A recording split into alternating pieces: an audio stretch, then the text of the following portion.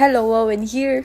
Wowen ha, hindi woman. Today we did 2 looks. So similar yet so different, di ba? Bale, ito nga kasi pinakita niyo mga peg sa akin. First look parang Korean. Tapos sa second look kami parang more doyin. So gawin muna natin yung first look. Maglalagay ulit ako ng mga products sa yellow basket. Ito nilalagyan ko siya ng lip plumper. Nagpaalam naman ako pero late ko na na-realize na parang kakakut-kut niya lang ng labi niya. And pre, mas mahapdi yun. And nailapat ko na so tinuloy ko na lang. Sorry po.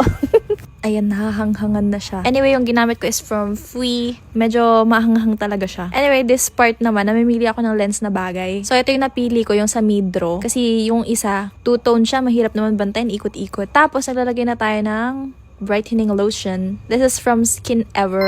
Diyan din sa yellow basket. Bili ka na. Maganda siya, I swear. Ito, nag-a-add lang din ulit ako ng skincare. This is from Bobbi Brown, diba? Shala. Dito ginagamit ko Omi. Vietnamese brand siya. Parang foundation cake, ganun. As in, super puti. 101 yung shade. May mga parts kasi talaga na hindi na ako na-video. Pero syempre, naglagay ako ng concealer, ng foundation. Nag-set tayo ng face. Tapos eyeshadow. Ito, nakikita nyo din to ginagamit ko. Pink flush lang to, pero I swear, mas madalas ko pa siya nakadudot-dot kesa dun sa Patrick ako. Maybe because handy siya, tapos super pigmented din talaga. And magaganda talaga yung shades nila. So, CL01 yung una kong ginamit. And then, ito naman ay RD01. Para dun sa Dime Dimension. Glam Fix Lash Curler. Sobrang nice din ito. For this look, hindi nga din pala ako gumamit ng false lashes. Naturalan lang. Trace ng Aegusal. This part, naglalagay na ako ng lower lashes. Ito yun. Tapos yung tweezers na to, ang ganda. Nakita ko na kung saan siya na-order. Kasi, di ba nga, naiwan lang to ng estudyante ko, tapos na-mine ko na siya kasi nga, ang layo niya. Tapos, after ko maglagay ng lower lashes, tsaka tayo nagsha-shadow dun sa ilalim ng lashes. Gamit tong deepest shade nung RD01 ng Pink Flash. Tapos, powder blush para medyo seamless lang kasi. Korean lang kasi ang ating peg. So, hindi ako nag-patchy blush for this look. And then, kilay, simple lang. Hindi din siya bushy brows. Like, soft kilay lang, ganon. Highlighter sa Aegusal, and then, nice ko lang yung kilay. Tapos, syempre, hindi mawawala ang matte highlighter. Again, from Florts 01. Guys, ang matte highlighter ay hindi nakaka-glowing.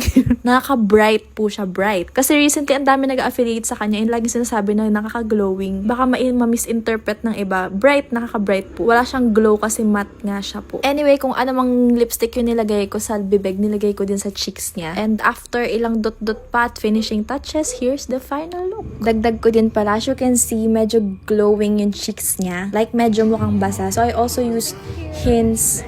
Parang balm na highlighter siya. Ililink ko na lang din. Pero Korean brand. So, medyo pricey. Pero nice din. Yun lang naman. If you're curious how I did the second look, comment kayo ng part 2. So, I can show you the simple tweaks I did. Pero ang laki ng kaibahan niya. Yun lang, guys. Bye. Thank you so much for watching. Ay, follow nyo pala ako. Malapit na tayo mag 200k. Bye.